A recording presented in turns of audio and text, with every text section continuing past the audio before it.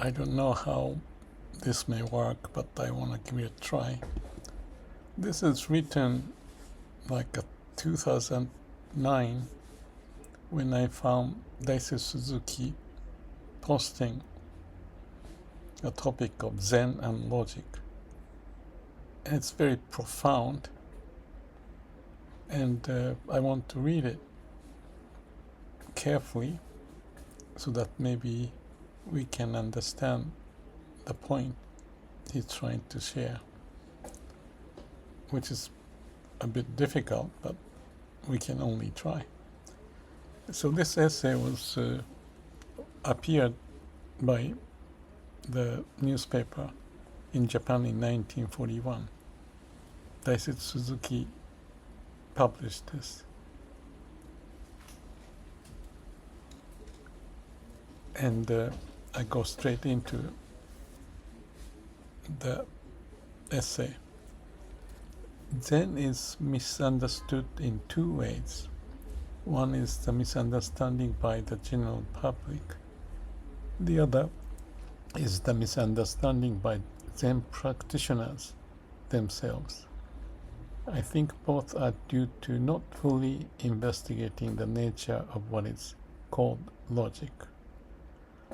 The general public says, they say Zen is irrational or supra-logical, but such a thing cannot exist. If it is something experienced by humans, however remarkable, there is nothing to which logic does not apply. Zen practitioners flaunt transcendence recklessly, precisely because they do not know logic itself. The general public tries to analyze the Zen experience, taking their own logic as the only one. Zen practitioners also have their own say. They say, we are not trying to mystify Zen, but the so-called logic of the general public is of no use whatsoever when it comes to hearing the sound of one hand clapping. Even people who have studied philosophy talk when they see the mu koan. Mu is nothing, koan, but when it really comes down to it, they are helpless. That is where Zen's transcendence and non-rationality lie.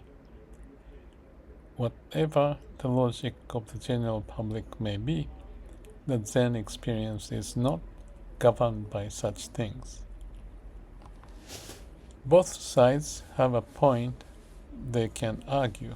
However, it can be said that both are running on the same track in the sense that they regard what is called logic as something objective or possessing a heteronomous quality existing externally when governs all our experiences. Originally, what is generally thought of as logic is something formed by analyzing human experience. It possesses no heteronomy whatsoever. Furthermore, it is not that the logic used up until now has exerted its force accurately, precisely, and thoroughly across the entirety of human experience. Logic is always secondary. It has a secondary nature. Human experience emerges from an unfathomable depth. Therefore, what we should first pay attention to is experience itself, not logic. Logic comes afterward. What comes afterward is dead. It is a skeleton of things. There is no need to always make a fuss about logic. Putting logic first and trying to regulate all human affairs with it is like marking a measuring tape the primary requirement for building a house. First, there must be the intention to build a house. When giving spatial form to that intention, we borrow the measuring tape.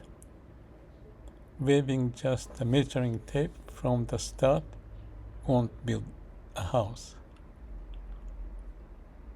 The movement of the measuring tape cannot be determined by the measuring tape itself.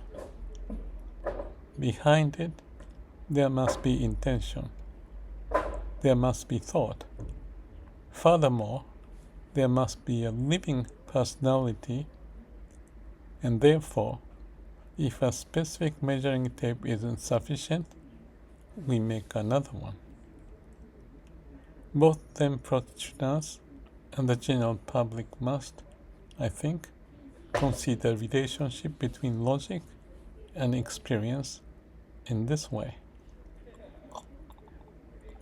What I think is this. I use this sentence, use the brain, not to be used by the brain. Listen to your heart and live with mission. If we have the brain first, without experience, experience has lots of dimensions put together, not the stuff in the mind. So that experience has to come first. And that's the point of me saying at the core is the way of nature that manifests in various forms, as in the case of building a house and using the measurement. You can use AI also as an extension of your measurement, but not the other way around. So that's my view. Experiential wisdom. Without that, talk is cheap. That's what I think. And this was 2009 when I was posting at the one of the, how do you call it, internet page. And now, August 2025, I'm revisiting and feeling very refreshing when I read this sentence. Thank you. I hope it makes sense.